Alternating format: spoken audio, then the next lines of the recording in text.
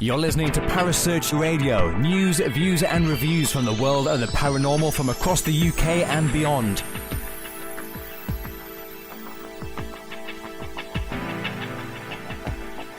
Find us on Facebook, Twitter and the World Wide Web. Parasearch UK Radio.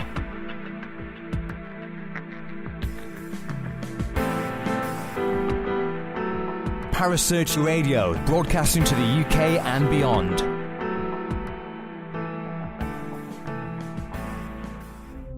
The views and opinions expressed by presenters and guests are their own and do not necessarily reflect the official policy or position of Parasearch Radio or its affiliates and sponsors. Listener discretion is advised.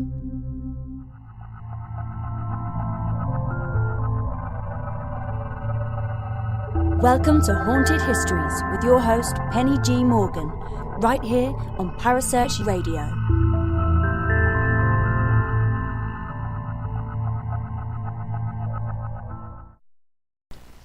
And a very, very warm Wednesday welcome to you all.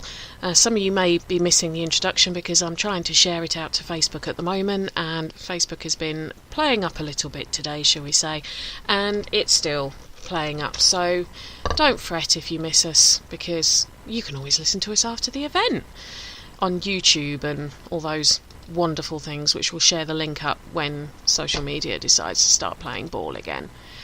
Well, what has everyone been up to? I'm sure you've all been very, very busy. It looks like the investigating season is in full swing again. Even though it's that windy at the moment, I feel like I'm something out of the Wizard of Oz at times, that I'm going to get swept away like Dorothy off to the Emerald City, but who knows. I've got some red shoes as well, actually. Well, they're not rubies, but they're red shoes that I'm sure the Wicked Witch would quite like, because they're rather nice shoes.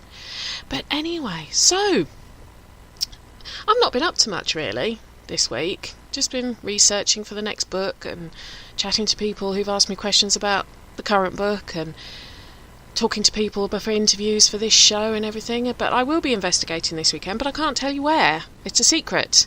I might be able to tell you after the event next week, so have a listen in. But it's one that's involving me to do nearly a 5-6 hour drive to get there for the weekend, so showing commitment, isn't it? But on to tonight's show. Well, tonight's guest is, I'm not really sure how to describe him, because he's just called me a hobbit. And he's laughing in my ear because I've still got him on mute, but he did just call me a hobbit just because he's a sort of some kind of giant figure and I'm the David to his Goliath. I think it's really rather rude. Hi, Kerry. Kerry, I haven't been able to share this on Facebook. It keeps crashing on me. So if you can, I'd much appreciate it, darling. Thank you very much. But yeah, he just called me a hobbit. It's a good job I love him. It's Mr. Andy Soar from Haunted Magazine. Hey, Andy, how are you? I'm very good, thank you. Yourself? I'm alright. I can't believe you called me a hobbit. Wow, what can one say? I say it to the other guys, actually, when we do the lives. Because I seem to tower above them. And then we had Barry John on one with the Dukeries earlier on in the year, and I was looking up to him. So I say he's taller than you, isn't he? He is, yeah. It was crazy. Yeah, when I did a Facebook Live with him when I was at Sage, and I made him stand down 2 steps so that we were the same height, because otherwise I was basically coming up to his belly button. He's huge. But he's a big gentle giant, isn't he? Absolutely, spot on. But standing with like him and Richard Eastep, both of whom are well over 6 foot, I did feel like a hobbit standing next to them. It was very strange, very strange. When they go to hug you and you're not even at armpit height. I mean, hi Jem. Anyway, so how do we describe you, Mr. Soar? Because you're a musician, which we're going to hear some of your music in a minute. You're a writer. You're writing a novel at the moment. Yeah, I mean, the novel's actually been 4 years in the making, and I'm on about the 5th draft, I think, of it now. And it's when I actually finish it off and get it released, I already have the second one plotted out, and it's something that's been a passion project that I did at my old job in lunch breaks and any breaks that I could find, and And it just developed from this story that we're knocking back and forth with my son, and it just became this thing. And again, with writing music, I'd originally just done it as a theme tune because he kept pestering me to do something for this idea, and then it became an album, and then I started thinking, no, this has got a story to it. Yeah. So I wrote this short sort of introduction to take you to where we've got to go, and there's an 8-foot spectre in it, the ticking man that punctuates the story, and it's how he interweaves with the life of this young boy called Peter Andrews, and it's called 72 Minutes in the Woods. And when I can get my finger out and get it done, it'll be on Amazon and that kind of thing. It's just I want it right. I've spent this long on it to get it right. It's been through redrafts and then chopping bits out, putting back in. But at the end, I'm hoping that it's going to be quite a satisfying, if a little bit mind-bending in places, story. Can I, with the re-edits and everything else, and I do want to say hi, Chris. Chris Huff is in the chat room, and we've got a former Tudor monarch of England, Henry VIII, is in the chat room. Okay. Yeah. Okay, that's quite cool. We've got Henry VIII in the chat room. I've got a feeling I know who that might be, but I'm not going to say anything in case I'm wrong. But in joke. All I can say is when it comes to the writing, make like Elsa and let it go. Because if you keep going back over the edits, you'll never stop. Stop. That's a good friend of mine said exactly that. You're never going to fully appreciate or like what you're doing, and at some stage you are just going to have to let go. Yep. And I know that there's bits of this story that make people really go, wow. And I've had really good feedback, but I just want it to be right, because the second story is it's the heart of what happens in the first story, and kind of just builds. I can't wait for people to read it and give their reaction to it, but I just need it right when it goes out. Honestly, you'll never find it's completely right. You might just have to go with nearly right. Yeah. That's my sort of, that would be my, even though mine wasn't fiction, and even stuff I'm writing now, when I write articles, obviously for your brilliant Haunted magazine, I still look at some of them and go, I don't like that, but I can't see how it's gonna. I could just keep rewriting and cringing and rewriting and cringing. So, yeah. But you're not just a writer, so you've got that under your belt. We just mentioned Haunted magazine. Yes. We just mentioned Haunted magazine. Sorry, I'm pretty sure I do know who Henry VIII is. He just put always check your numbers. I'm pretty sure I know who it is. I'll tell you off air if he doesn't admit it in the chat room. Andy, okay. Because it's a standing joke.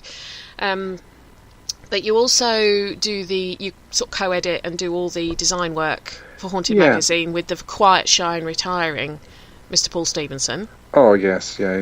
You never hear of him. He just disappears, and up come these jokes on Twitter, and you just, oh my good night. No, did you say jokes? Did you say jokes in inverted commas there?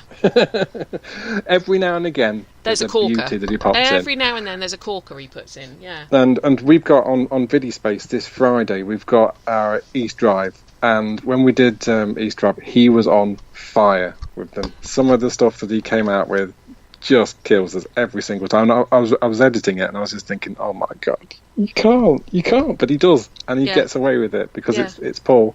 Yeah, no, some of the ones. The funniest is when I see him put a joke up and somebody misreads it and thinks he's being serious. Oh, absolutely, that happens all the time. Yeah, and they start caning. I don't really take anything he says seriously now. I actually do normally message him and say, now, is that real or not? Because 9 times out of 10, totally fabricated. Exactly. The way Paul is, he'll just think of something that comes into his mind that's funny, and then boom, it's there. 10 seconds later, it's up. And that also goes into the headlines in the magazine.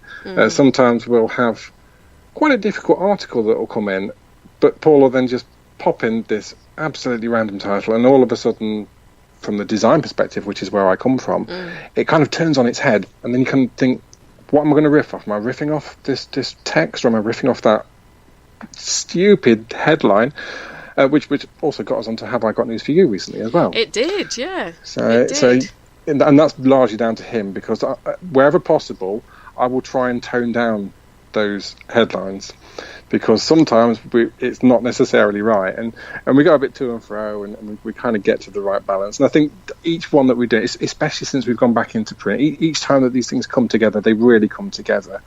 And I think the beauty of this magazine is that we've now got such a raft of diverse but brilliant writing talent that it makes my job as a designer. That includes yourself. It just comes together, and yours in particular, that was a challenge. How do you design something that I've not really seen a picture of? So being a bit more of an alchemist type designer, where I use what's available and try and build layers and layers from it. Yeah. That's how that one came about. Yeah. Wow, I loved it. I love your work. You know I do. That's why I got you to do the cover of my book. Indeed. And you'll be doing the future ones, whether you like it or not. No, absolutely. I mean, it's an absolute joy to do it. Thank you. Well, Kerry's actually put in the chat room, did you manage to listen to the show that she did, the sort of on East Drive, when she went through all the research? And No, I didn't. Oh, no, right. Well, after it's this on show, YouTube. I'll be on on YouTube. Yeah, I'll be on on Spreaker. That'll be fine. You can find it. Well, I generally use the Spreaker app, if I'm honest with you. I have been doing since about last November time. I first after the Paracon. Yes. So yeah. And I've listened pretty much to your show ever since. Oh. And I'm dotted around with the Supernatural show and bits and bobs as I can do to try and fit everything in. But yeah, no, I'd absolutely you need love to have a listen to to our that Evil one. Queen's show on. I know that was her, and I think it was Ashley. Was it Ashley you co-presented that with, Kerry? I can't remember. My mind's just gone blank. Well, bang that was a link very up. interesting. Yes, Kerry, put the link up. Put the link up, please. I can't do it on the. I can't do it when I'm on the studio. I can't actually put the links in. She's just put, what about the rest of us, Mr. Soar? Like, seriously, you're getting told off now, Andy. Oh my goodness, I'm going to get flamed. I listen to as many of these shows as I possibly can. I know.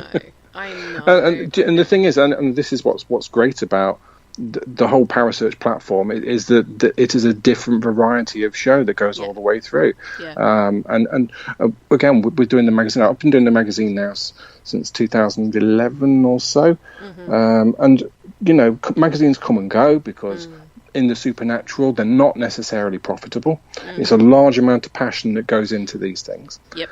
And I think you have to have that commitment, that belief, that structure and that grounding in it to want to be able to keep this going. And the thing that really keeps us going, we get up to 100,000 people that have a look at the free one. Mm-hmm. We get now people buying that it's back in print, and it's a joy to have in print. So we do this really born out of passion, and you can see that same passion in exactly what Parasearch is doing. So, thank you. So it's great.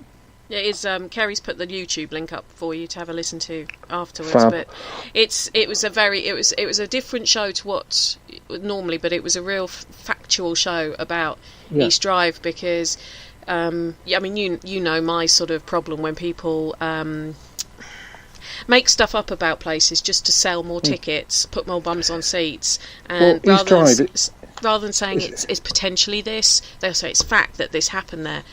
And Mike Cavell, I mean, he's another brilliant one for disproving that sort of thing in the UK. Mike. Brilliant. And him and I have regularly chatted about things like that and how to... And so it's... Well,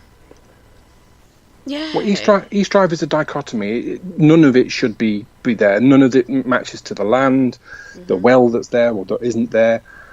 All I can say to you is, for me, East Drive changed my perception of the paranormal from being an out-and-out skeptic to seeing something that I know that I saw, that I will never saw for more than a second. Yeah. But it from that point, I saw a face at the top of the stairs, clear as day, of a little girl in an outfit that wasn't anything to do with the timing of the property, and she was there, and I saw her physically with my own eyes. It wasn't pareidolia. This was as clear as the face of my granddaughter. I could see this face at the top of the stairs, and later on the stairs, Jason saw some fingers around the side.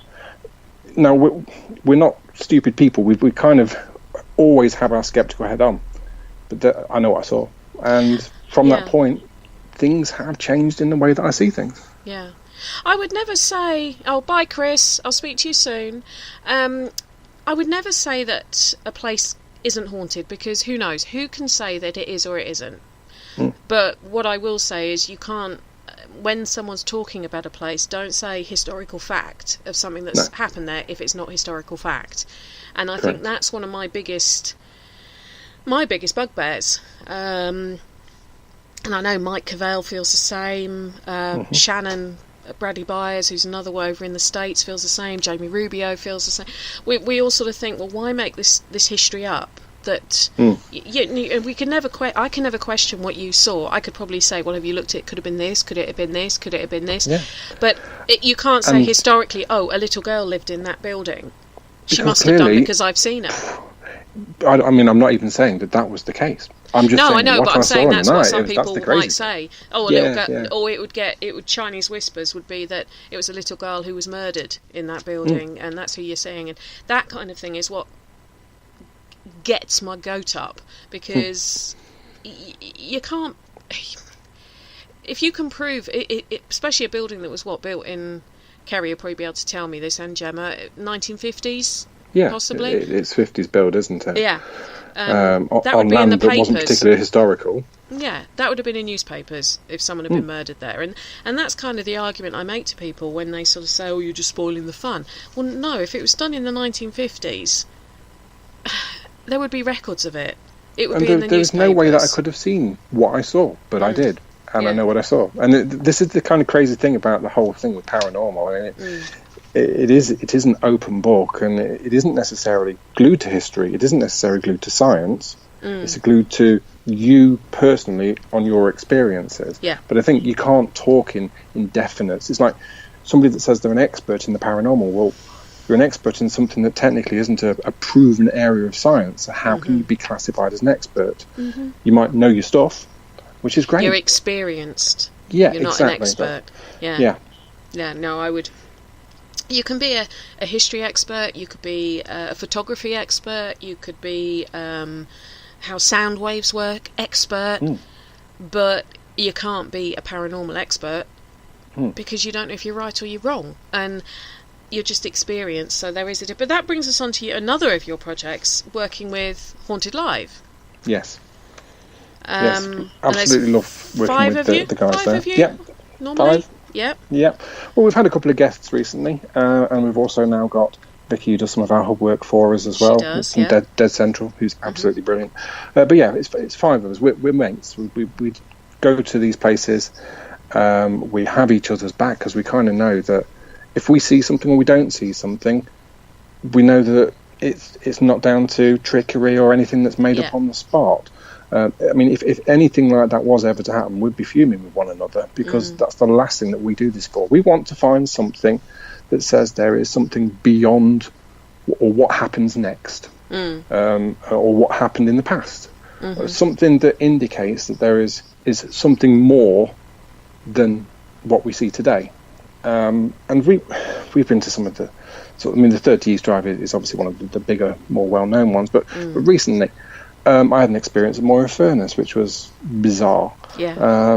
And that's something that, again, happened to me, which I mean, I don't necessarily see visions or anything like that. I don't classify myself as sensitive in that kind of sort of belief structure, but what I saw in there was impossible, but it was there. It was a fully formed black figure in the corner of a room. And it was for a split second. Again, these, for whatever reason, they're not revealing themselves for more than a split second. I go past, I can see it. It's not corner of the eye phenomena, because I physically looked into the room, and there was this.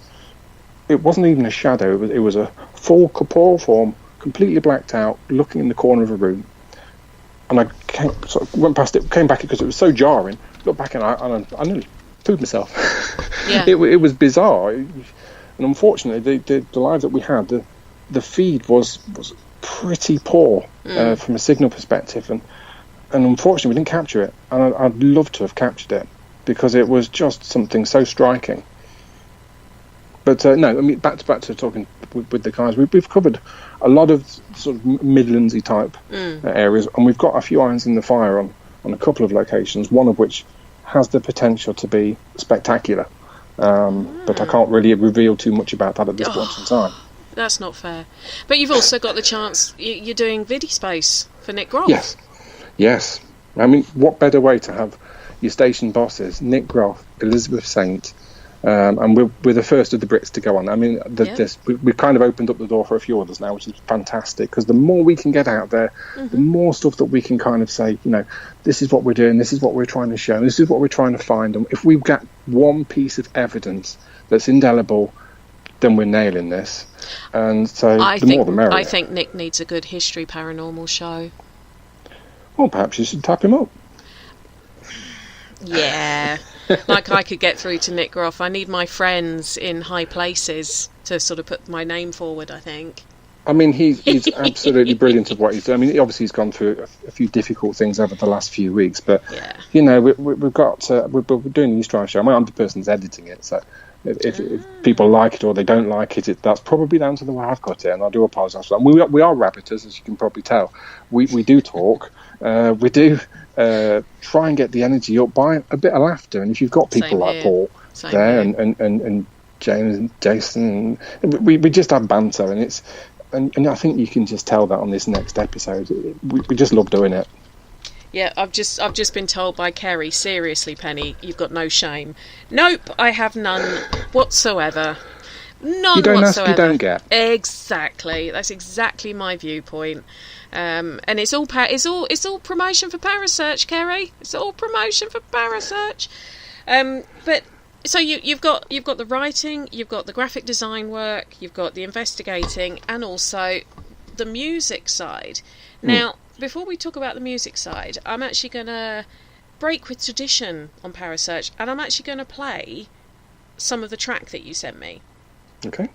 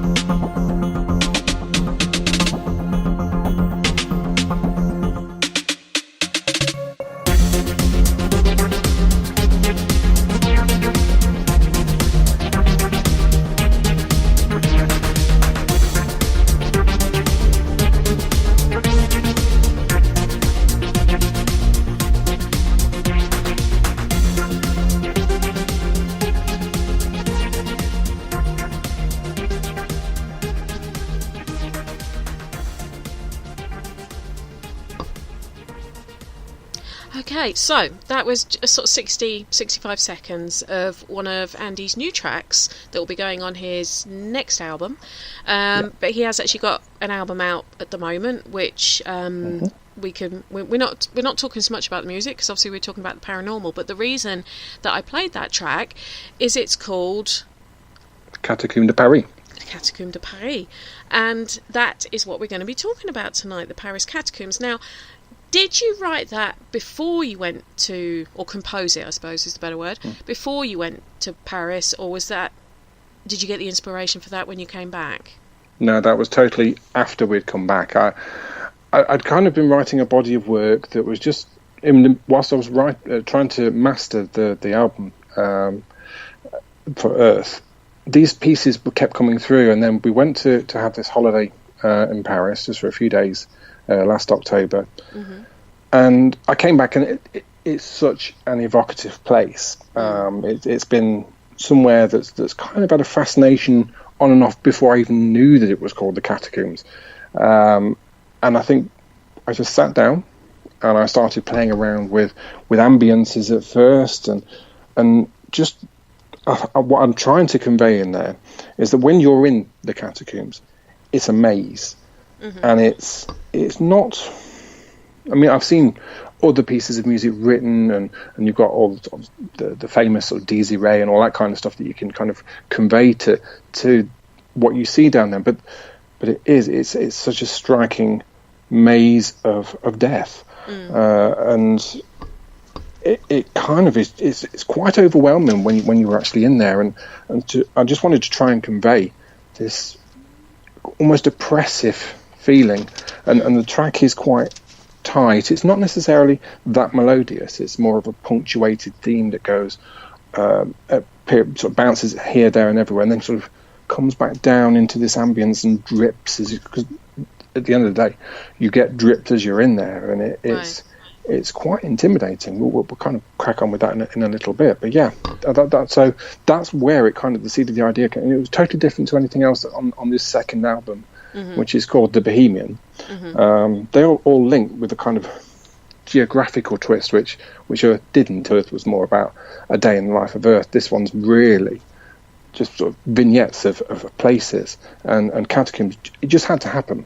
And I was kind of obsessive, really. This track, the seed of the idea took about 30 minutes from just sitting at the keyboard, and then I'm still continuing to mix and remix it now, which is why I don't have a finished article to sell at this point in time, because it's still evolving, and it might even be a longer track. It might even turn into its own little album. Yeah.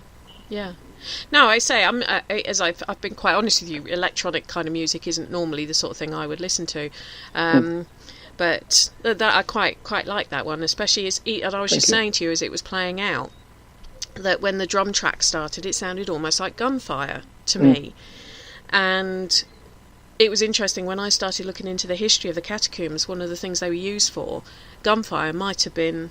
But you said that wasn't actually how you wrote it. But it was quite interesting that it's one of those things that with music everyone interprets it slightly different. Absolutely, and particularly when you don't use words. Yes, yeah. But yeah, so that was Andy's track that's going to be on his new. What's your current album called, and how do people get it if they're interested? So at the present moment, it's on 2 platforms. It's called Earth New Vision. It's on CD Baby, and it's on the Bandcamp app.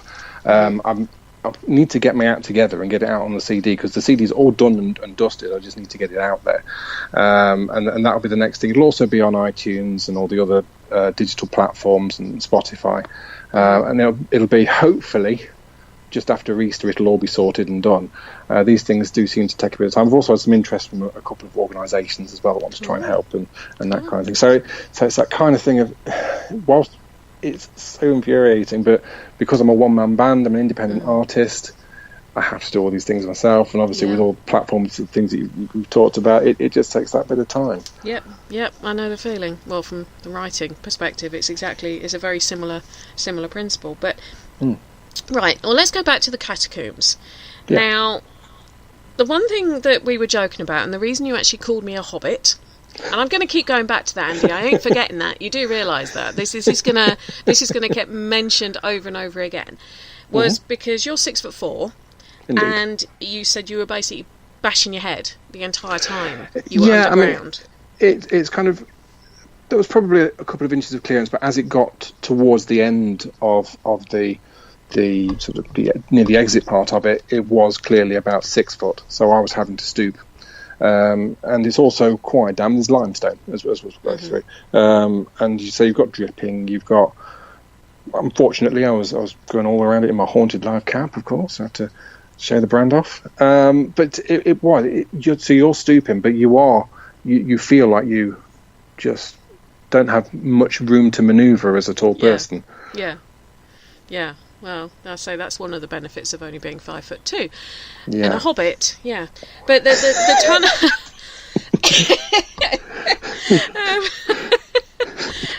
There are benefits to it. There are benefits to it. It still makes my day if someone asks me to reach something because they're even shorter than I am.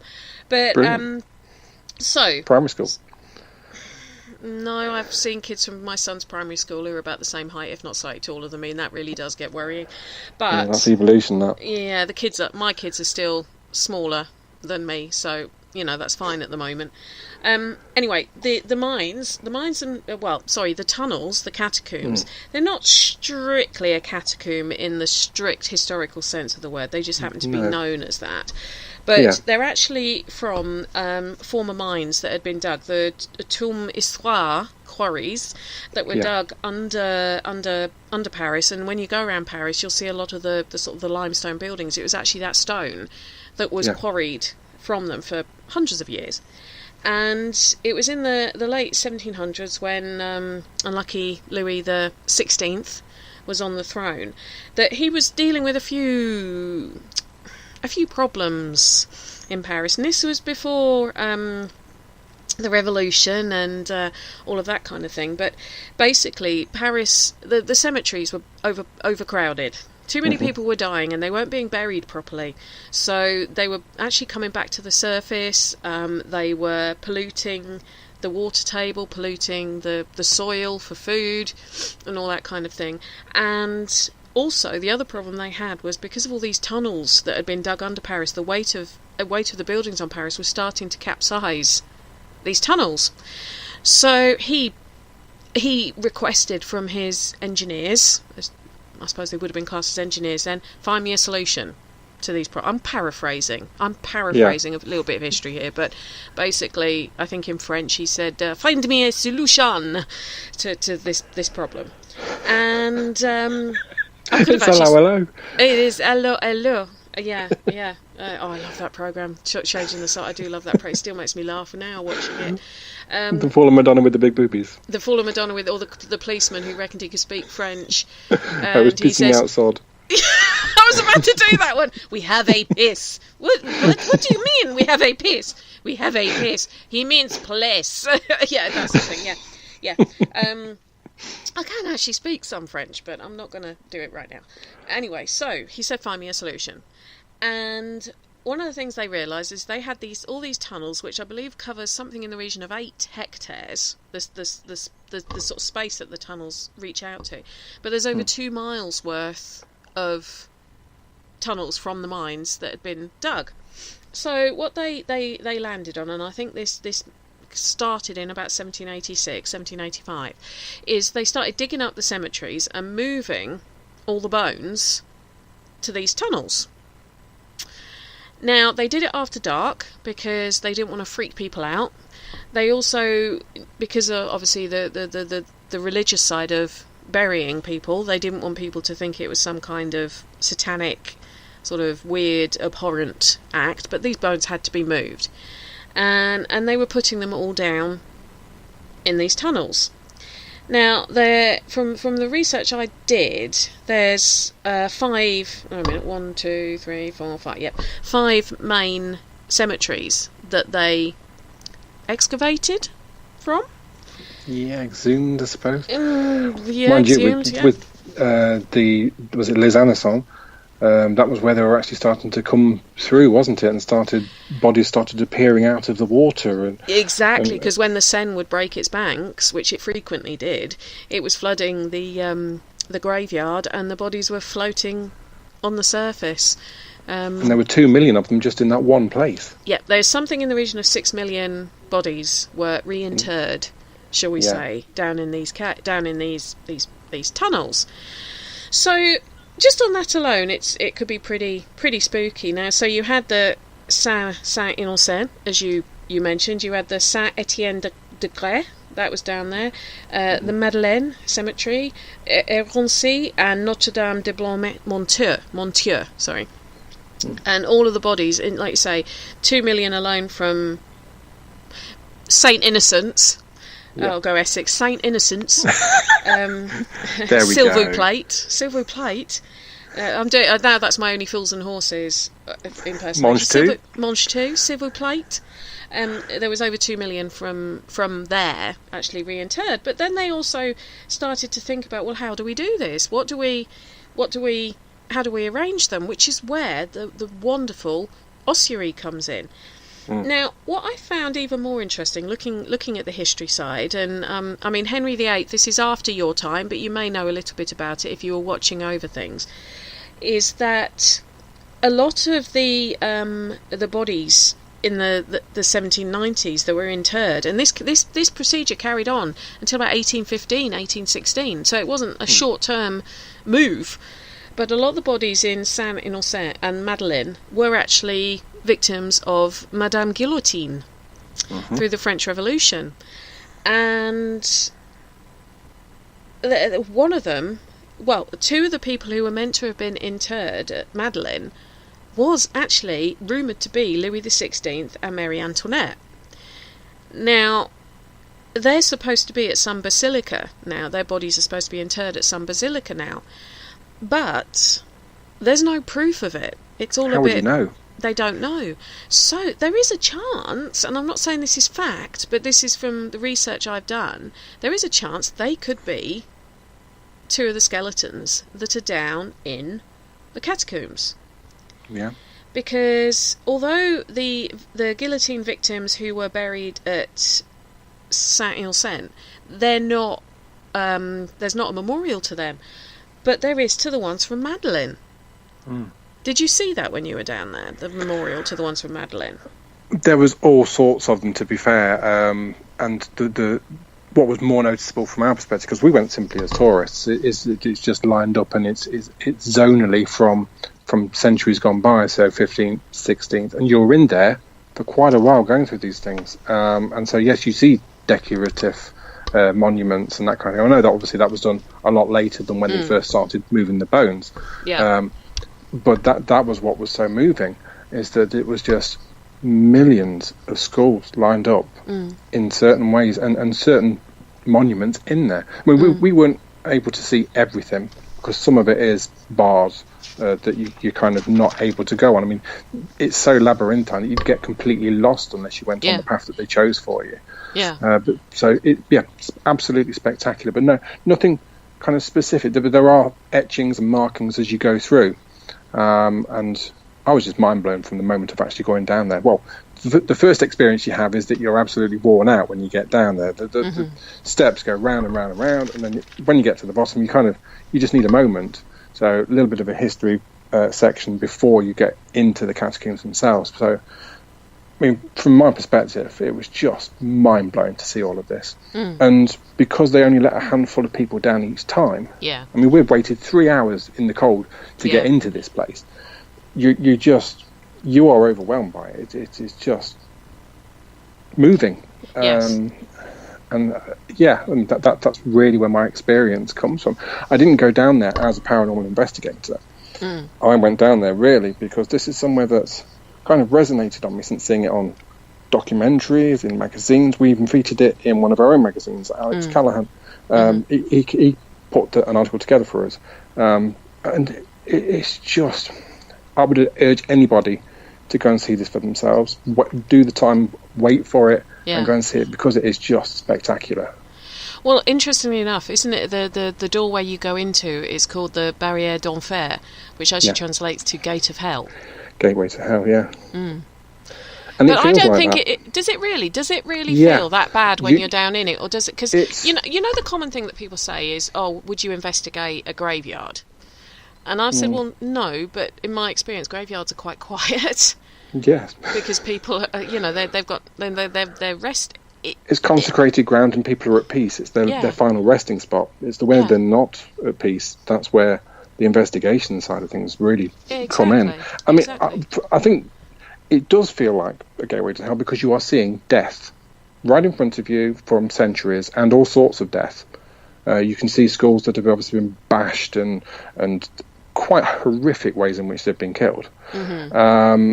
So that's the instant thing. But also temperature-wise, we've been freezing cold outside, and this is it's quite a steady temperature when you're down there. It's similar to Drakelow tunnels, apparently, from a temperature perspective. It's constant. It's quite oppressive.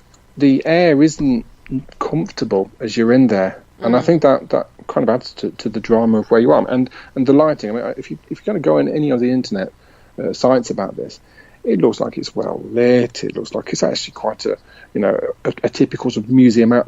No, it's not well lit. It's actually quite dark in places, and that makes it quite moving. I mean, in certain places, both myself and my son, it was almost we were hearing whispers, and we were the only people in certain parts, and it's just eerie. I mean, that might have been mind taking over, but it's just eerie to be amongst this level, these millions of skulls. Well, you get a group of people called cataphiles who basically their mission is to explore it. And what I did find was back, I think it was 2004, the police were using it to do some kind of hostage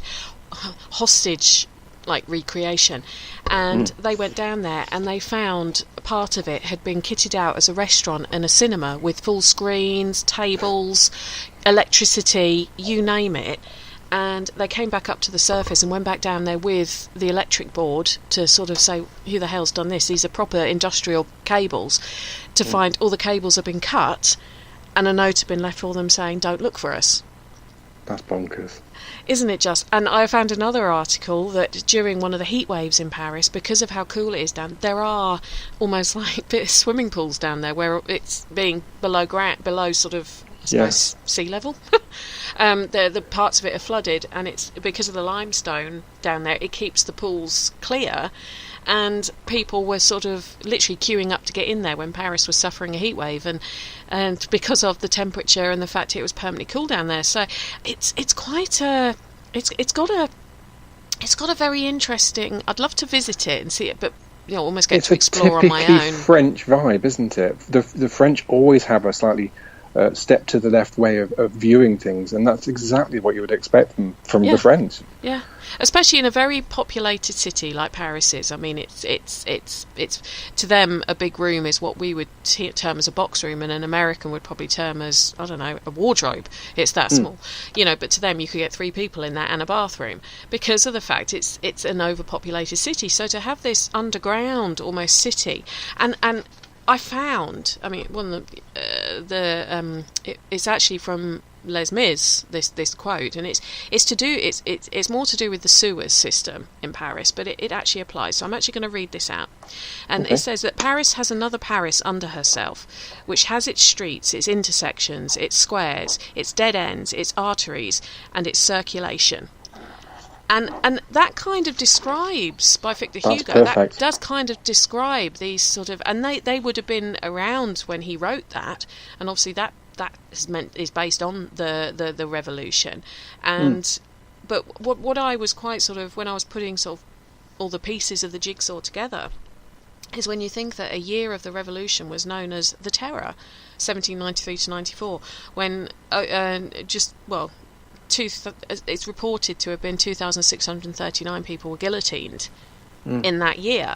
Although a lot more did actually die who'd been chucked in prison. The estimates were over 50,000 actually died just from sickness and having been shot and all of that kind of thing. But the kind of those, and if those people who were guillotined have all ended up down underground in that, what I think is actually quite a beautiful ossuary, because I think ossuaries are quite beautiful. When you look at pictures of the one in Sedlec in the Czech Republic near Prague, that was actually featured in Da Vinci Code, Dan Brown's book, and the film.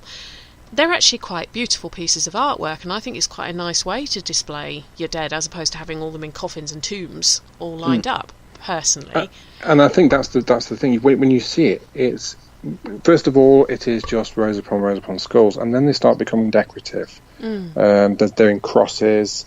There's like lines of different grades of skull, and it's so impressive. We kind of just stopped in certain places just to look, and it's probably from the surface it's quite a grisly thing to do, but the way in which this is housed, it doesn't feel sacrilegious in any way or anything like that. It just feels incredibly moving. And when you're seeing basically about 300 to 400 years of history in front of you of various different things that have happened, and particularly the French Revolution obviously is such a huge thing to the French, and knowing that some of their probably the leading instigators are in there and housed in there as well, it is just something to experience, and no amount of words can describe what's physically in front of you. But I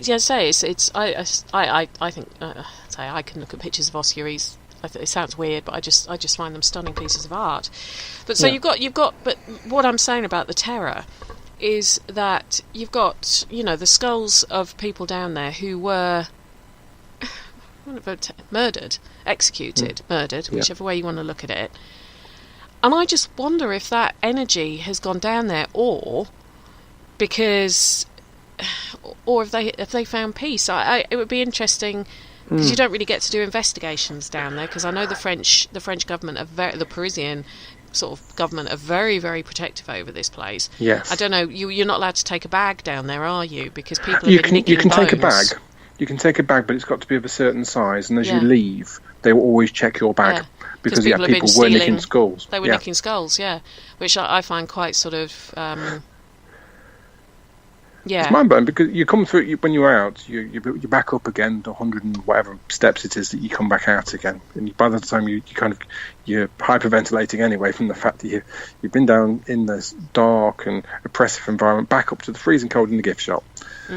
I just don't know how or why you'd even want to do that. The gift shop's got enough stuff in there for you to take home, and it's quite grisly to think that people have been nicking stuff, but they were doing it en masse until these checks were involved. It's just bizarre. They shut it down for a while because so much of it had gone missing.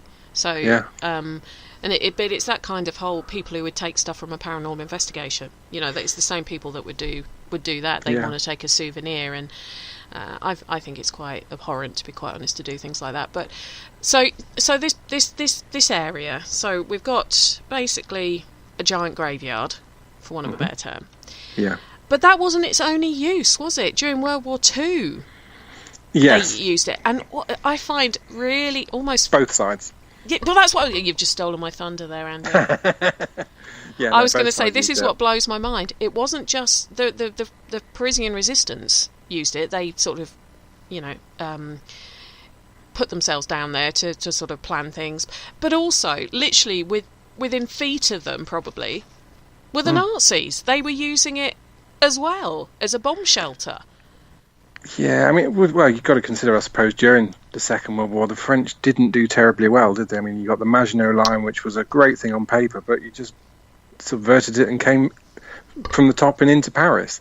But I mean, you can imagine what a great place to actually hide out. There is no way that anybody's going to find you unless they're looking for you. So you can fully understand why the resistance were using it, why the Germans themselves would use it. I can understand completely. I just find it quite almost amusing that they were possibly plotting within feet of each other, not knowing that the other, or possibly they did know that the other one was there. But quite feasible that you wouldn't, because of the way it's all laid out. It is a maze. I mean, because obviously it's now a tour, you're guided round, but because in this particular time, it wouldn't have been. I would imagine there was quite a few people that probably got lost in there. Yeah. So do you get to see where the bunkers were when you have the tour? No. You didn't? No. It's a shame. Yeah, there was all sorts of stuff that I came back and found, hang on, no, there was plenty more to this. No, didn't get to see that side of things at all. I mean, as I say, a lot of it, there's now metal sort of gates to stop you from going places. Presumably they've had people going off-piste and getting lost or again trying to take things, I suppose. So yeah, whilst you're not chaperoned, you go and do this at your own pace. It is quite a structured, this is the 1400s to 1500s, this is 1500s to 1600s. It's not somewhere where you can kind of, right, there's a little bit over there that I want to have a look at. You can't. It's just not guided that way. Yeah. I mean, I've seen other groups that have kind of done it on an urbex thing where God only knows how they managed to get to certain places, and you just think, well, it's a bit sacrilegious to do what you're doing there, in the way that you're going about it. I would rather see it as a tourist, if I'm perfectly honest, than go and investigate it as such. Yeah. So, do you... I mean, Paris has got a very bloody history. Yeah. Very bloody history.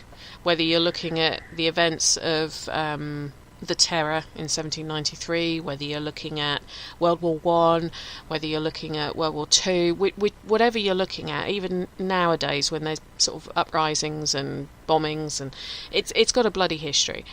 They're volatile. They're emotional French, yes. Yeah. Do you think it is somewhere that could be active? I feel that it is, but I don't feel it to be. I didn't feel compelled to want to get a K2 meter out and start checking everywhere, or getting my camera out. I mean, I literally only took a handful of shots. You're not supposed to take anything like flash photography or anything like that when you're down there. They do allow you to do it, but it just felt a bit wrong to be doing it, I suppose. I think there is certainly things that you would pick up down there. I think given the nature of, especially during the French Revolution, there's going to be people that aren't at peace that will have been chucked in there. So I think there will be activity. But I don't necessarily, because of the way it's been beautifully put together, I don't feel compelled, in the same way as you mentioned earlier, but the graveyard, I don't feel compelled to investigate it, because I feel like it kind of is, it's a conclusion rather than a question. And when I came out of it, I just felt so moved by everything, and I'm not really a kind of person that gets teary and all emotional with any kind of thing, but I really felt quite choked up. And it's I don't know, it's just somewhere that, as I say, to actually do one of these bucket list kind of places. I mean, I don't necessarily have a big long bucket list of places, but this one, just there was something about it, and experiencing it at the end, it was just overwhelming. I don't think personally, I don't think I'd want to investigate where the bones are. That wouldn't. I think that's too. It's almost too Hammer House of Horror type sort of. There's bones, therefore it's got to be. It's the bunkers, especially the resistance bunker. That's where I'd want to go and place myself, because the energy that must have been there, not knowing if they were going to get discovered, not knowing if they were going to get shot, trying to sort of always stay one step ahead of the occupying force. I would have thought there's an awful lot of energy there.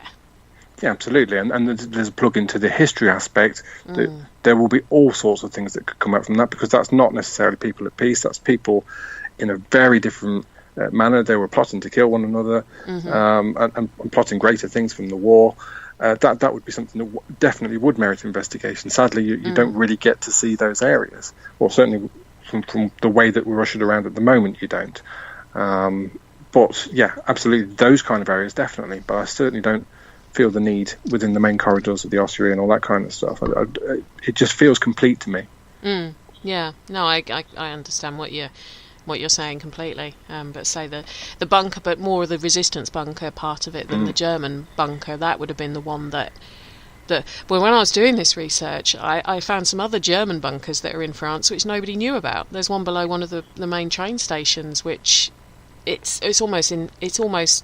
parts of it still work. Really? But the train company, is it GN? I can't think what the S. Yeah. Their train company. Yeah, there's two different ones that run, aren't there? Is it? RNER. SNCF, SN.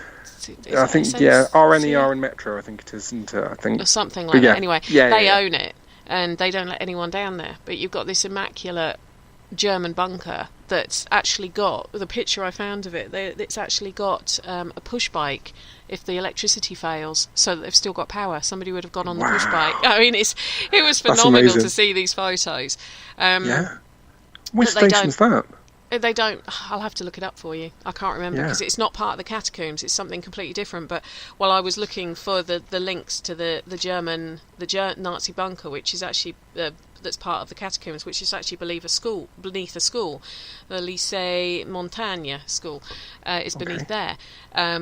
And then you've got the resistance one, which I think it's pronounced Rotangui, which is below the Denfert Rochereau Square.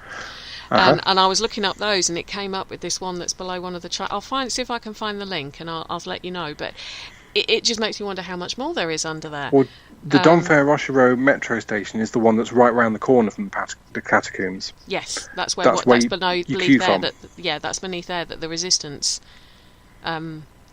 bunker is apparently. Yeah. So I know it well from standing there for 3 hours. Yeah, that is one thing that I read about. I read about the catacombs. It's don't just turn up on the day and hope to get in, because because of the fact they only limit the numbers down there. It is very popular. You can be standing for 3 or 4 hours. But it was the most polite queue. There was no issues at all, because we were all kind of going to just see this, and there was no animosity or anything like that, and it was just, again, part of an orderly line to go and see all of this dead. I've never experienced anything quite like it. Right, Gemma's asked, how would you go about visiting it? How do you get, apart from that, you need to get to Paris, I presume. Yes, that's a good start. Yeah. I mean, so basically, we stayed at right near the main sort of train station, which is Châtelet-les-Halles, and it's a couple of stops down from there. It's right slap back in the middle of Montparnasse. And you are literally in a street. When you come out of this metro station, which is that Denfert Rochereau station, you up the steps and across the road, and you will see there's already a queue. I mean, we were sort of early afternoon. We went 1 o'clock, but it wasn't really until sort of after 4 that we got into it. It had started getting dark because it was October, and it was kind of all added to the atmosphere because we went in and it was getting dark, and we came out and it was pitch black.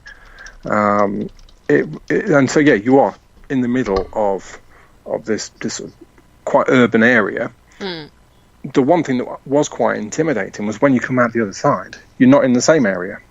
Because obviously you've walked a mile and a half or 1.5 kilometres through this sinewing sort of maze, and you come back up again, you're in a completely different area. So trying to find our way back to the metro station, we're all out with the smartphones, trying to use Google to get us there, and it just kept taking us all these side streets, and so it was bonkers.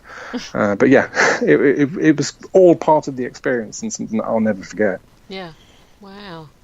So what else have you got coming up then, Mr. Soar? Okay, well, we're working on the next magazine, which is issue 23. We've got quite a few features in there. I'm hoping that we can lock down our cover very shortly. Oh, have you still not heard back about that? No, still waiting. Oh, no. Which is sometimes with covers. I mean, I know we talk about this being the doorway to something, but for me, this is quite important that we get this cover right on this one, because if we can get the people concerned, then I will be very, very happy. And you won't bloody tell me who it is? No. That's just not cricket. That's just not cricket, Andy. We have some really eclectic stuff in this next issue as well. That I hope, again, it's going to. We're concentrating on it being paranormal, so it's not just ghosts and ghoulies. It is paranormal. Other things that factor into what comes under that mantra.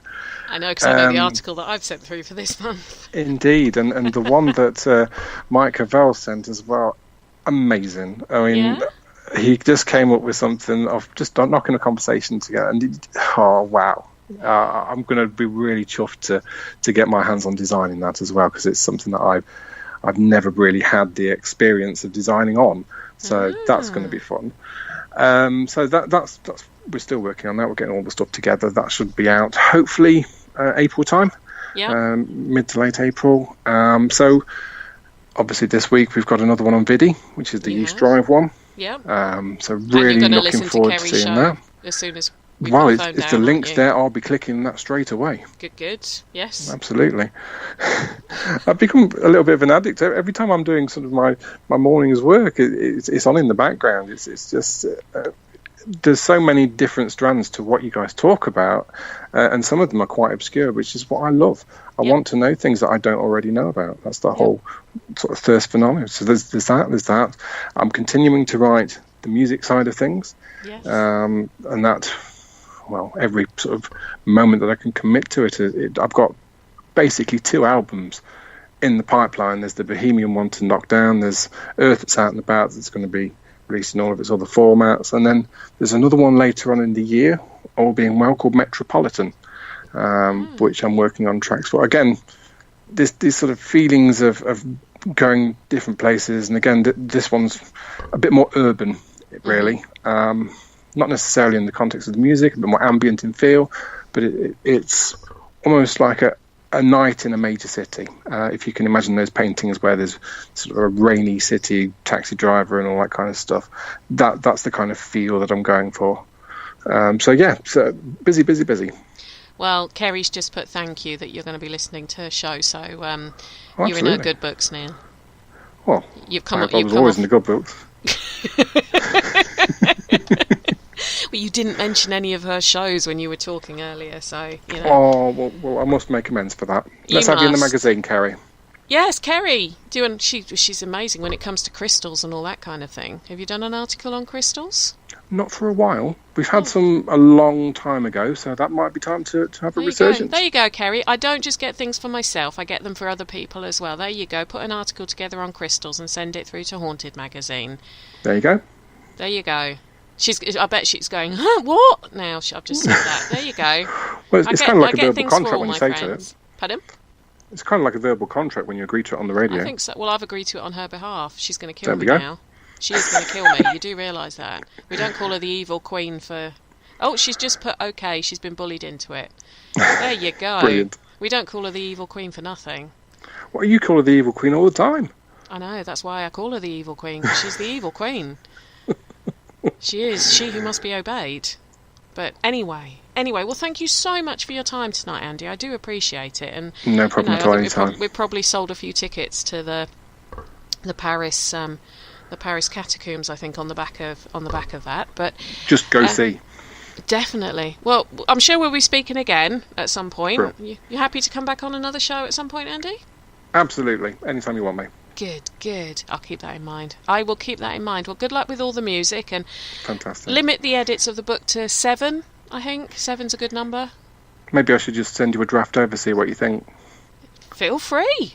I can't promise how quickly I'll get to read it, but definitely. Always happy to read drafts of people's work, and I'm quite nice about it as well, about things. But I'm sure it's absolutely perfect, and it's being a writer that's causing you to want to re-edit. But if anyone wants to catch Andy's work, you can find him on Facebook under The Haunted Guy. Is that the best way to find you? And you can find out all about his work on there. Catch up on Haunted Live whenever they do one of their Facebook lives, or just go and follow them. Make sure you have a look at Haunted Magazine and see Andy's brilliant graphic design work, I suppose you'd call it, artistic design, whatever the technical term. I call it alchemy.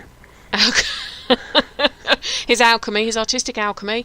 And just make sure you sort of follow him. And Henry VIII is bidding us good night. I thought I was Babe, Lady Penny, Henry. That's what you called me last time. You called me Babe, Lady Penny, or Babe, Lady Babe Penny, or something like that. But until next week. Well, next week I'm going to be talking with my good friends from Fright Nights Essex about a recent trip we did to the Kersal in Southend. So it's a bit different to the Paris Catacombs, but it was a very interesting evening. But until then, don't forget we have shows on pretty much every night of the week. Tomorrow night is the PSH radio show. You can catch that one. If you miss any of the shows, fret ye not.